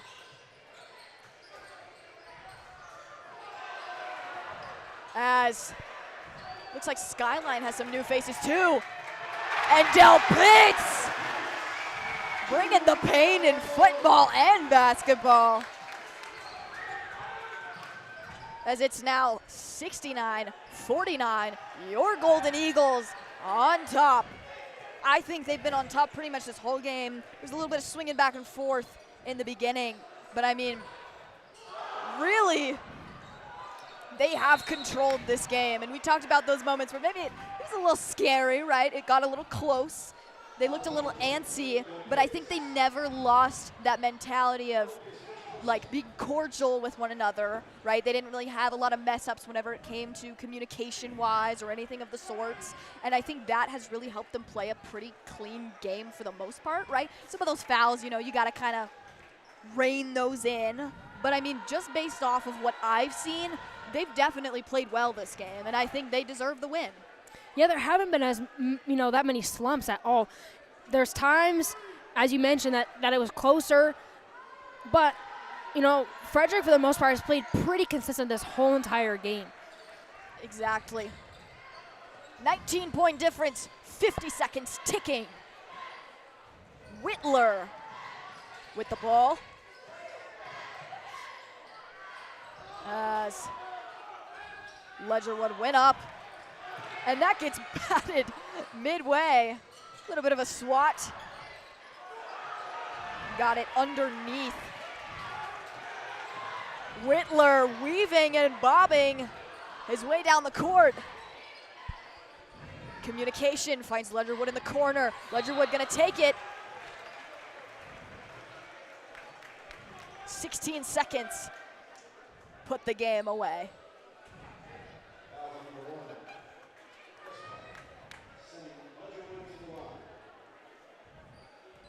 This will increase Frederick's record of winning streak to 2. And definitely nice, nice feeling to go into next week where they have Broomfield and Meade, both big games. That'll feel good to come off of 2 wins back to back. 70-50, 12 seconds and ticking. What can Hernandez do? He knows he's a unit as he airballs it. Well, I think Hernandez just knows that they're going to lose, so he's just trying to do anything just to kind of take the shot, right? Just take it. Yeah. Like, what's it going to hurt at this point? Yep, exactly. That was creepy in sync.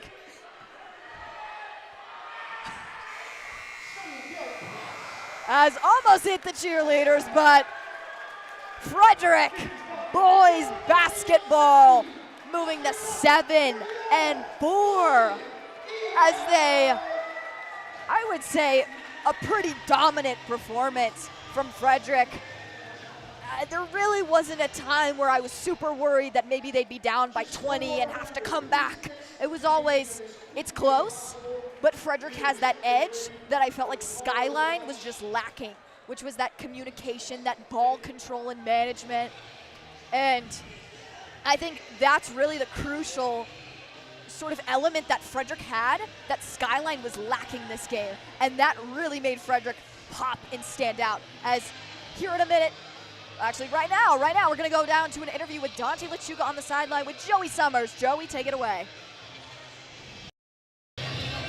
Thank you, Carly. I'm here with Dante LeChuga to ask him a couple questions. What an electric win for Frederick. What are your key takeaways from this evening? You know, second half we played great defense, so we just got to keep the energy up in both halves. Yeah, and then just always shot the frick out the ball. So, you know, that was our keys to victory today. Yeah, and what do you know you're going to apply for next game? Shoot, who we play next? Broomfield. That's a good team, you know, so we're just going to have to play hard, play with energy, make up for the rebounds with this man out, and we'll win. Awesome. Thank you so much. Congratulations. Thank you, Carly, and thank you. Thank you so much, Joey. As looks like we had a few extra pop-ins too. Sometimes the pop-ins make the best interviews. They make them extra fun. Exactly. There we go. All right, well, tonight's broadcast of Varsity Boys Basketball between the Skyline Falcons and your Frederick Golden Eagles has been brought to you by a talented crew of students here on the Golden Eagle Broadcast Network. I've been the junior associate producer of GEBN, Carly Evans, alongside senior executive producer Zoe Whitler. Our director tonight has been the senior outreach producer of GEBN, Chloe Gould. Our camera operators are sophomore Micah Sagapolote and senior technical producer of GEBN, Mason Shafronic. Our production assistants are sophomore Noah Kraft and freshman Tyler Hewitt. The third member of our team down on the sideline is junior Joey Summers. We'll be back at it next week as the winter season is in full swing. For everyone at FHS, I'm Carly Evans, and you've been watching